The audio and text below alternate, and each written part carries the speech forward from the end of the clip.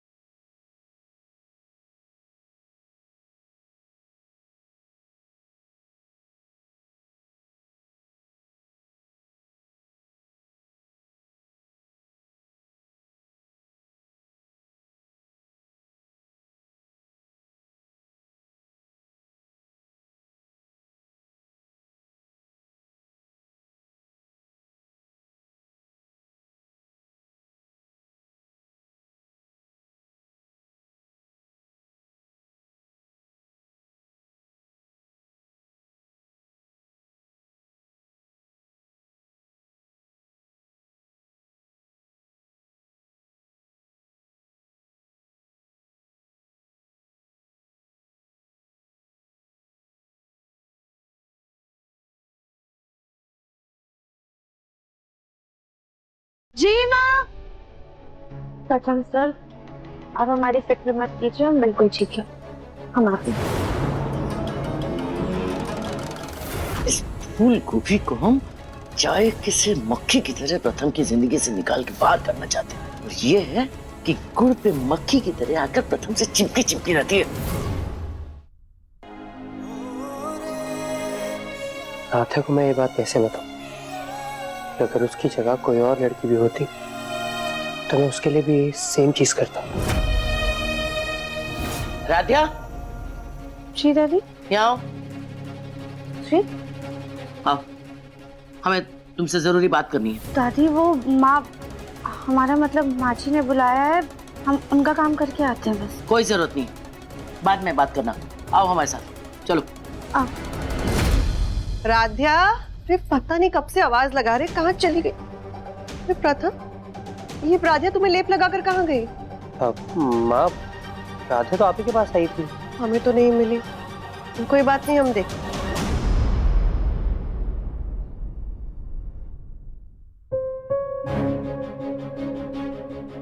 प्रथम बेटा, हमें तुझ पर बहुत गर्व है। इसका मतलब पहले आप मुझे नाकारा समझती थी। पागल, गर्व तो पहले भी था, लेकिन जब से तुम्हारी राधिया के साथ शादी हुई है ना, तब से जिस तरह से तुम खुद की और तुम्हारे साथ साथ राधिया की भी जिम्मेदारी निभा रहे हो ना, उसे देखकर जितनी खुशी हुई है ना, उतनी खुशी आज तक नहीं। मेरे जिम्मेदार होने का क्रेडिट भी आप राधा को दे दोगे? नॉट फेयर ना माँ। हर बार ना यही हो रहा है, जब से राधा से शादी हुई है तब से ऐसा ही हो रहा है कि कुछ भी मैं अच्छा करता हूँ तो सारा क्रेडिट राधा ले जाती है। अरे वो, यहाँ आओ हमारे साथ। इस फूल में से उसकी खुशबू अलग करके दिखाओ। क्या माँ, आप भी, ये पॉसिबल ही नहीं है। पति पत्नी का रिश्ता ना बिल्कुल इस फूल और उसकी खुशबू की तरह होता है। जैसे फूल की शोभा खुशबू बढ़ाती है और खुशबू भी बिना फूल के बेमानी होती है, वैसे ही पति और पत्नी एक दूसरे के पूरक होते हैं, जिन्हें अलग नहीं माना जा सकता। तुम्हारी हर कामयाबी में राधिया का हिस्सा है और राधिया की हर कामयाबी में तुम्हारा हिस्सा है। माँ, मुझे सिर्फ इतना पता है कि जो मेरी कामयाबी है वो सिर्फ मेरी है।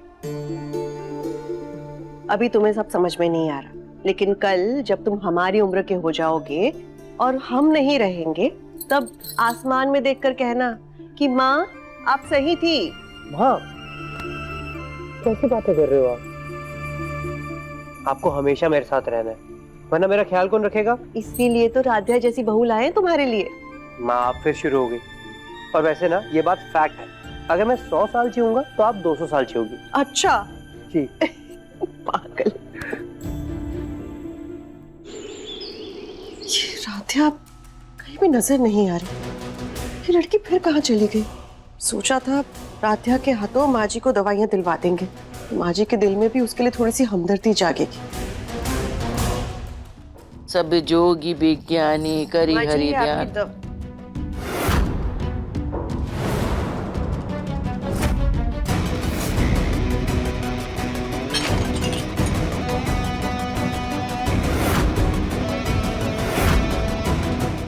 राध्या,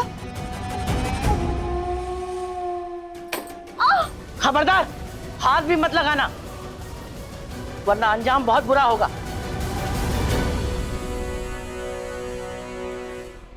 तुमने ना हमारा पाठ भंग कर दिया।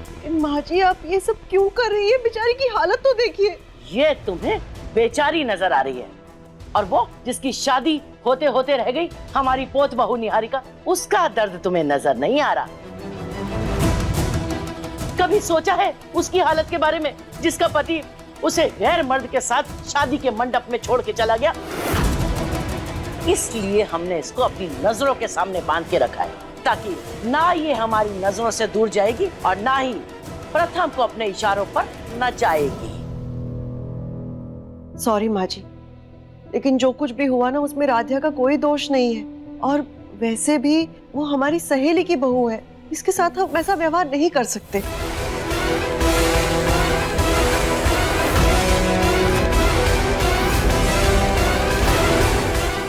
ठीक, हम अभी इसे खोले देते हैं, लेकिन इससे 2-3 दिन के अंदर इसके ससुराल वापस भेजना होगा, वरना हम ये घर छोड़ देंगे।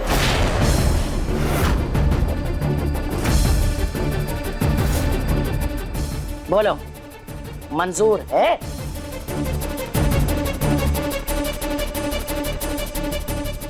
जी माँ जी।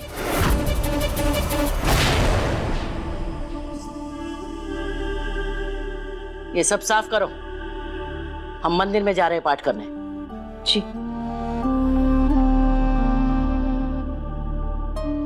आओ।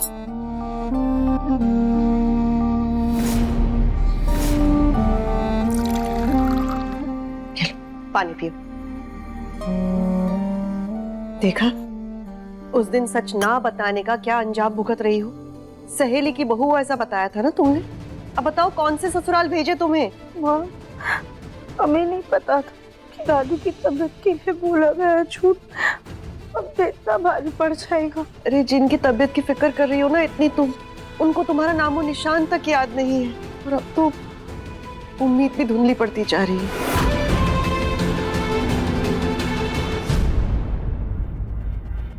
अब आप ही हमें कोई रास्ता दिखाइए भोलेनाथ।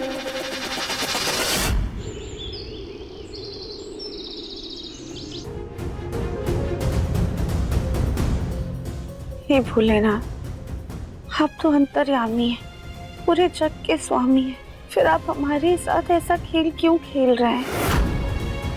क्यों हमारी और हमारे परिवार की इतनी परीक्षा ले रहे हैं? भोलेनाथ, अब आप ही हमें कोई रास्ता दिखाइए, जिससे हमारी दादी को प्रथम से और हमारे रिश्ते से जुड़ी सारी बातें याद आ जाए।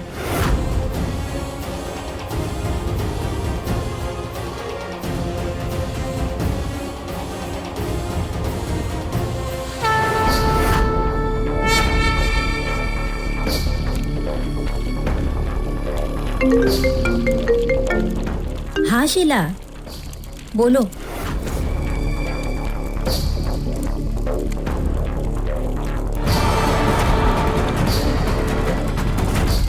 निहारिका, अरे निहारिका हटो, निहारिका।